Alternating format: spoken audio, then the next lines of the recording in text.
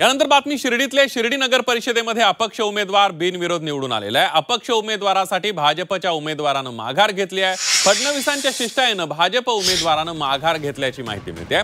सुजय विखेंनी जुळवून ही सगळी राजकीय समीकरणं जुळवून आणलेली आहेत। शिर्डी नगर परिषदेत अपक्ष उमेदवार पोपट शिंदे यांची बिनविरोध निवड झाली आहे।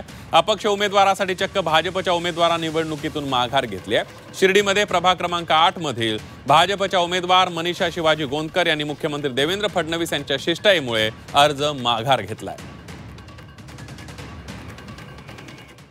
पहिला विजय महायुतीचा आहे मी असंही मानतो आणि जे काही समोर उमेदवार असतील त्यांनी सुद्धा आणि जे जाती धर्मात विष पेरण्याचं काम करतात त्यांनी हा संदेश घ्यावा। माननीय शिवाजी भाऊंनी एवढं मोठं मन दाखवून जो आज सर्व साधारण समाजाला आज आपली माघार घेऊन सर्व समाजाच्या महिलेला आज विजय म्हणून त्यांनी घोषित केलं महायुतीमध्ये। सर्वसाधारण जागेवर एक ओबीसी अर्ज आहे, त्यांना बिनविरोध करून आपण एक चांगला संदेश महाराष्ट्राला दिला पाहिजे।